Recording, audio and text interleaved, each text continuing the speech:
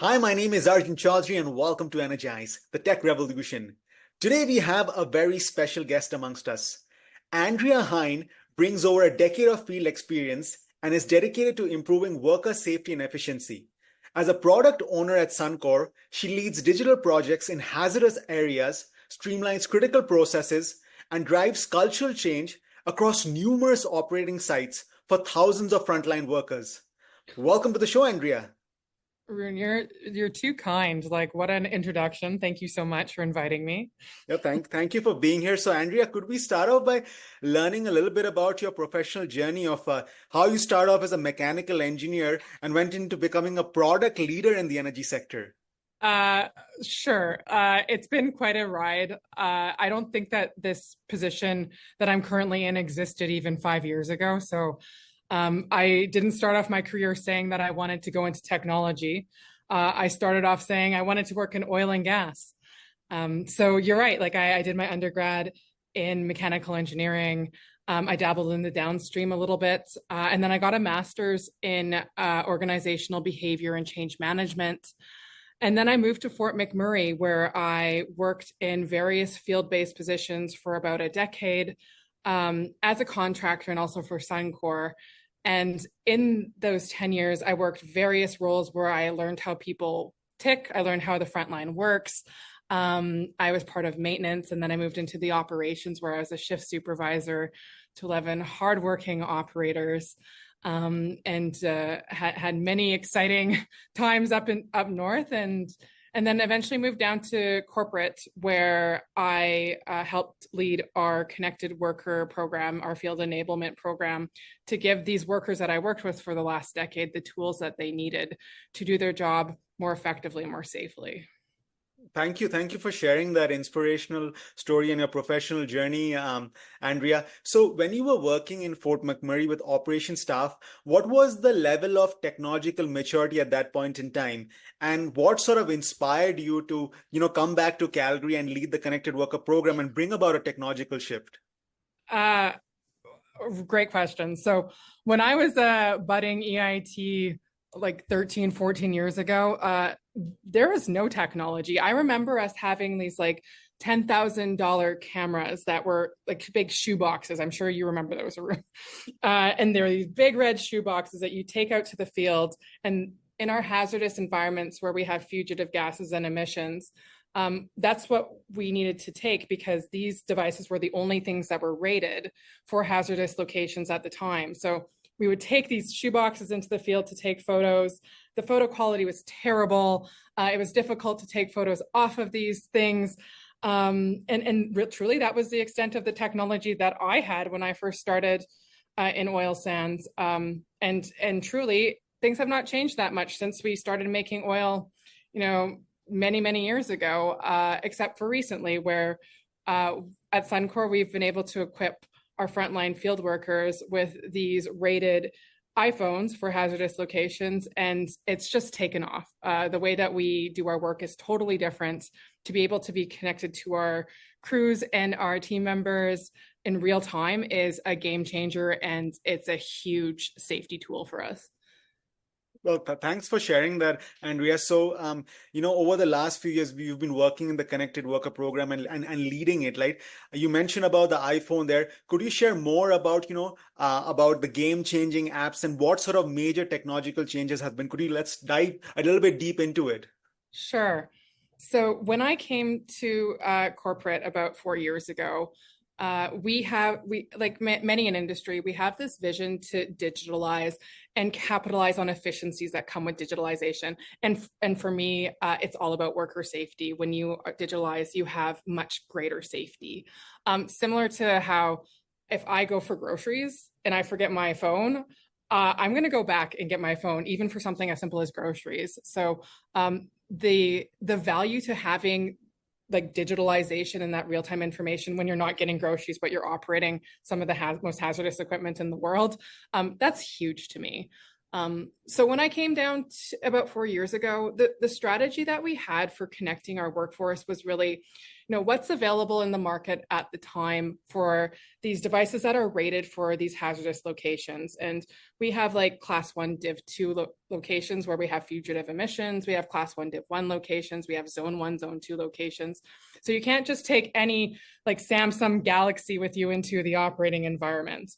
And at the time, we tried many form factors, different tablets, different phones, different computers. And what we found were these devices, they didn't really enable our workers. Workers had to stop their regular like cadence of work, go to the technology that we were providing them, which was the tablet or whatever it was, do the checklist on the tablet to make management happy, and then go back and continue to do their regular work. It was not part of their toolkit. It was more of a nuisance. It was not seamlessly getting them to be safer and more effective at their job. So we actually, as a team, reframed our thinking around not like what's the most effective tablet or product for their workers, but what do workers want to use for their job? And 80% of my operators already use iPhone in their personal life. They already know the user interface. We've done a good job of operationalizing iPhones for our staffers in the office at Suncor. So why would we just not take something that works so well for us in our personal lives and in the office and make it a field tool? And that's what we did. There was no product on the market for iOS devices at the time. We worked closely with our partner, which was OtterBox.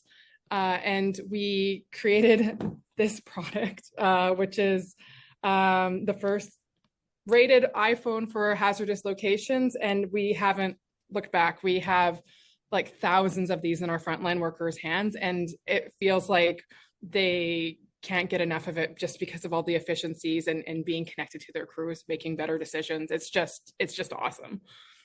That is great to hear, Andrea, and thank you for bringing that and showing to our, to our audience members here. So now, just wondering, how were operation staff involved in this product development process? Were they involved in every step just at the beginning, or would love to hear more on that? Totally. So initially, no, it was not field led. This initiative was more of a like center led, where we were looking at what's the most productive tool, what's the most productive piece of software. But we found that we didn't get engagement. And if you have no engagement with your hardware, it's not useful. Like it's a wasted investment. So again, we switched our thinking. Instead of like, I'm a mechanical engineer, like I'm not going to tell a pipe fitter what type of pipe wrench they're going to use for their job, the same way that they need to tell me the kind of technology that they want to use. So we totally flipped the script, and we developed these products 100% with the front line, and it's iterative. And that's actually part of our journey at our business at Suncor, where we needed to train people to think in more agile and iterative terms, where my leaders are used to building things like refineries, where they know exactly how much steel they're going to need. They know how many barrels output they're going to get from the project. Like it's very like cut and dry, especially for a group of engineers. Tech's not like that. And I told them like, yes, we developed this product with the front line, but it was maybe 90% good. This is like the original one that we had. And we actually realized that we didn't have certain loops for stop the drop for tethers, so that we don't drop our phones when we're in hazardous locations. We've been getting feedback that the case needs to be slimmer. We've improved on this product, but you can't start doing all of that work and getting the tools for the workers that they need without them being part of that iterative process. Thank you. Thank you so much. And that's great to hear, Andrea. Now, one of the challenges that can happen in terms of technology development in the connected worker space is operation staff, they work in remote locations, and connectivity can always often be a challenge. How did you tackle the problem of connectivity? So connectivity is an investment. Companies and businesses, industry needs to figure out what kind of connectivity they need, because not everyone's going to be like Suncor. At Suncor, we've made the investment that we need to have the Cadillac of connectivity. And that's because we rely so heavily on it for mission critical like information and devices. Like these have become mission critical for our workers. So in terms of that journey for us, like we've had like really fabulous leadership with really great vision where we've, installed Wi-Fi and LTE at all of our operating sites as an acknowledgement that we need to have really solid connectivity. And then additionally, we're also investing in, paying for LTE on every device. You'll get those fringe cases where, and again, this is all iterative, like where you may encounter areas that you didn't realize that you needed connectivity and you need to go out and install a tower or install something in a blast resistant trailer to boost Wi-Fi during a turnaround event. And it's just, we've prioritized it really well. And that is the foundation of this program doing so well. That is great to hear, Andrea, that Suncor's leadership team is all on board with the tremendous amount of investment to improve the connectivity. So very glad to hear that. Now, Andrea, artificial intelligence has come into prominence in the energy sector recently over the last few years. How is the AI journey been for Suncor in terms of incorporating it in the Connected Worker program digital products? I love when people talk about AI, and Arun, a lot of people are talking about AI, but they have not actually set the table in terms of the foundations before leveraging AI. Because I'm of the philosophy that if you're doing AI correctly, you should not really even notice as an end user. Like it should just be magically your life is easier. And that's what we're doing now. It's very exciting where we've been on this tech journey for the last 8 years, really aggressively in the last 4 years. But we invested in connectivity. And then we invested in making sure all of our applications were cloud-based where it made sense because you need that real-time mobility. We invested in giving everyone hardware. Then you talk about data strategy and digitalizing all of your processes. So we're 4 steps in and we haven't even talked about AI yet. Right. And Suncor is still on that digitalization journey. Anything that's pen and paper needs to be part of our digital data strategy, but we have one. And what's really exciting now is that all of our data is the same. It's in the right place. It's clean. And we're able to overlay AI such that we can do predictive modeling and help leaders make better decisions and help improve like notification quality. And the users don't even really notice. They're just like, wow, this tool is great. And that's how you leverage AI in a way that is really helpful for frontline workers. That is absolutely amazing. Amazing to hear that, Andrea. Now, with all the technological innovations that you and your team have developed in Suncor in the connected worker space, could you share some of the key successes and benefits? Would love to hear some sort of metrics in terms of safety, efficiency, productivity. How has it helped, the Suncor operation staff? Oh my goodness, like Arun, like I get people telling me like things that they've discovered that they can use their devices for and these apps for that our team did not think of. And I feel like that's a really good indicator if your field enablement programs on the right path is when you get your workers innovating for you, where they're so engaged that they're finding ways to make their job easier and safer for themselves. We have so many great examples. One example I like to point to is in our primary extraction facility in Fort McMurray, as part of regular operator rounds, the operators walking around and they noticed that the big conveyor belt that we have that moves oil sand, that there were sparks coming off of the conveyor belts. And that happens sometimes when our big drums at the end of the belt have an indication. We can have sparking and traditionally we just shut everything down. We need to see what's going on and see the extent of the damage. But this operator during the rounds, they took their phone out and they used the slow motion video function to take a video so that we could see the drum turning, that images that we can't see with the naked eye. And that individual sent that photo to our engineering team and our management, and we were able to see the extent of the damage without shutting our operation down, which gave us much more time to plan and make better decisions, saving us like we're talking millions of dollars in these situations. And that is just one example. I never thought to use a slow motion video for troubleshooting. And things like that are done all the time. And it constantly inspires our team. Another great example is workers managing their safety during an electrical storm. Like we work in really big areas. Some of our tailings operators work in like huge areas. And traditionally, when there's a lightning storm, management gets over the radio and says, shut everything down, like safe your work, get your contractors out of your area, and we'll let you know when it's all clear to go. And with that, there's always confusion. It's like, is a storm gone? Like, can we go back to work? So some of our operators, they found an app in the App Store that's a free app, and it's to manage notifications for lightning strikes near their geolocation. So these workers downloaded the app, and now they get real-time information on electrical storms as they are coming into the region, and they're doing a much more savvy job of managing their own safety and contractor safety just on their own. It is totally inspiring.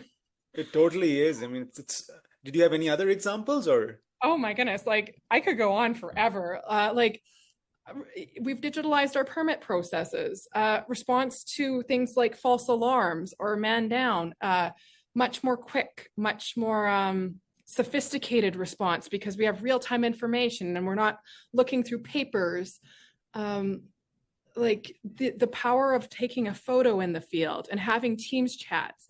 We've had workers where we'll look through their Teams logs, and the amount of sophisticated troubleshooting that they do over these logs is inspiring. And we know that it's keeping our workers safer. I have operators calling our teams saying, thank you so much for these devices. I feel safer, and I'm able to still stay connected to my family members when I'm at work. Because before they had these devices, they would have to wait for coffee, or when they get back into like a non-classed area in the lunchroom or the permit center, to give their loved ones a phone call or a text, even because they were disconnected. Like, and it's 2024. Like we have to get with it.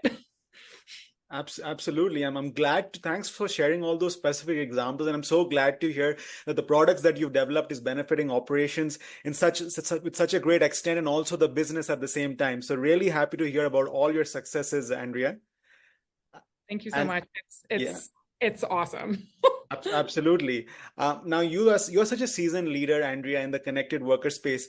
As somebody who wants to sort of become a product leader in the energy sector, in the connected worker space, what sort of advice would you have for them in terms of skill sets, whether it's, hard skill sets, soft skill sets, and is having an operation background absolutely necessary to succeed in this field? I would love to hear your thoughts on that. Oh, so good. So I mean, work hard. Like I find that like the difference between mediocre and good is like it's that little bit of extra work. To answer your question, like a lot of what I've talked about today has nothing to do with tech. It has everything to do with managing culture, everything to do with being a good listener and having curiosity. I don't think that you need a field background as long as you are like you have a certain investment in listening to people, that you seek to understand, that you have that you prioritize having a strong emotional quotient, that you're curious and you want to learn. Like that's what's required. And a lot of individuals, like we want to take the path of least resistance. But that's not like how you get these products. These products are truly disruptive. So if you are looking to get into this space, I think it is important to focus on credentials, to learn a bit about the technology, about coding, engineering. That will absolutely help. But moreover, like I find myself using my master's a lot when it comes to taking that behavioral organizational approach and lens to engaging workers. Because your products are nothing if you don't have engagements. We measure our success in the number of gigabytes used on the devices, the number of unique checklists and clicks on our apps. And we need to be honest with ourselves when we are not, hitting the targets that we had sought to get out. Like when we first had our hardware devices deployed, we were lucky if we got 10% engagement. And now we're seeing well into 90s and higher in terms of engagement of devices. So if anyone is looking to get into this space, truly like the focus on culture and just understanding your end users is key. Like that is pivotal. Absolutely. Like customer empathy is extremely important in the product development journey. So I totally resonate with that, Andrea. And now, if somebody wants to attend specific conferences to learn more about the connected worker space, do they happen? Like, would you able to share some conferences? Yeah, like I love learning. I try to get out of oil and gas actually. Like I love learning from my peers and I have really wonderful relationships, but I also like to go to conferences where there's others in industry and utilities and warehousing, like just like totally different end users even to learn different ways that people work and think. And I'm actually going to a conference in Chicago.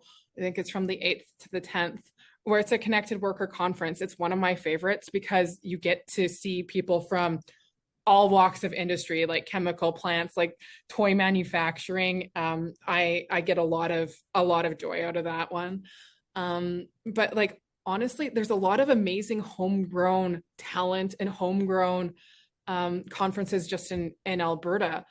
Um, like I was at the AI and digitalization and oil and gas conference earlier this year. I love conferences like that where we can share our stories.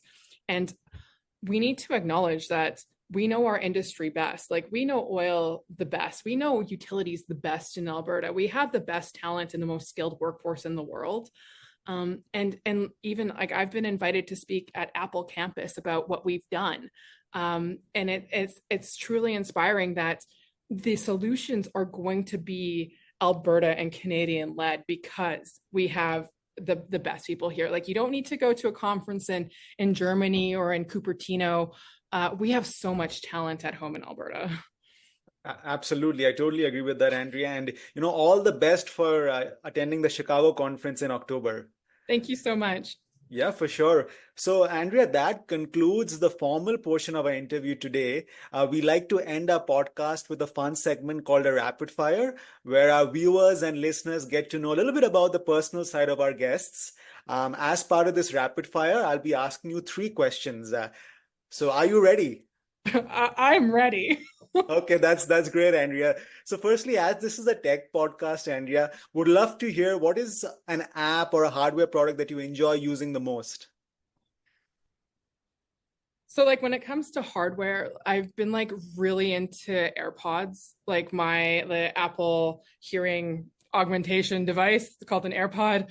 I love what they're doing. I think that it's going to be the next frontier in terms of smart hearing protection. If you mow your lawn, throw in your AirPods, like they are just fantastic, great piece of technology, and there's nothing quite like it. I'd love to see more competition in the space. In terms of software, I love the fact that we've lowered barriers to access to information. So I like to hop on like Twitter. I like to hop on TikTok. I mean, obviously you need media literacy when you're on these apps because there's a lot of misinformation, but to get direct frontline news from these sources, I absolutely love it. It's totally in my wheelhouse. Thank you so much, Andrea. Now, what's been a book that you've read that has had a big impact on your life and why? So I'm going to be like really basic. Like I think everyone knows this one, but the book's called The Obstacle is the Way, and it's by Ryan Holiday. I had to make notes for myself so I remember. But it speaks to the fact that everything in life, lots of things in life are about framing. When we had even this connected worker program stood up, everything was a roadblock. Like there were challenges with like electrical engineering and devices in certain classified areas, challenges with regulators, challenges with everything seemed like a roadblock. But reframing it and rallying people in the right way, like the obstacles away, like you can overcome so much of that and then change the world. Like it's really cool. So I love that book, and sometimes I need to revisit it because I don't think things are always like amazing all the time, and you need to recenter. And get a lot out of that. That's great, you and thank you so much for sharing that, Andrea. And lastly, do you have any, final words of wisdom, perhaps a quote, a short story that you'd like to share with members of our audience? So if I can do two, first of all, we need to like as an industry, like I have this call to action and I'm getting less and less polite about it because I've been speaking about this for 3 or 4 years now, Arun. We need to stop doing pilots and start deploying at scale. It's nice to do like a 50 phone pilot or like 100 people using an application, but once you're done the pilot, like have a plan to deploy at scale. And it doesn't need to be perfect. It can be 80% good. But until you start doing that, you do not get the efficiencies, you don't get the safety benefits, and you don't get to continue to make the product better when it's just a small deployment. So my plea to industry is we need to start deploying the tech at scale. And then the other thing that I want to talk about is I've had so many wonderful leaders in my career that have helped shape me. And going back to the importance of culture, spending time with people, making people feel matter. And there's this quote about time is the currency of caring. And it's so true. To take that extra bit of time for people, even when you're busy, is so important. And it's been a really pivotal value in my career. Thank you. Thank you so much for sharing that, Andrea. I really appreciate it. So, and thanks for your participation in the rapid fire. How can our, viewers and listeners get in touch with you? I'm a LinkedIn girly. They can message me on LinkedIn. I am always happy to connect. My goal is to digitalize our industry and make our workers safer. So please do not be a stranger. Absolutely. Thank you. Thank you, Andrea. So that concludes our interview for today. So really appreciate, you coming on the show. Thank you so much. It's been an absolute honor and pleasure having you. From the team at Energize, wishing you, the entire digital product management team in Suncor, lots of success and lots of growth. So really appreciate having you here. Thank you so much, Arun. Absolutely. So there you have it, ladies and gentlemen, our episode for today. And remember, you're one product away from transformation. I'm Arjun Chaudhary.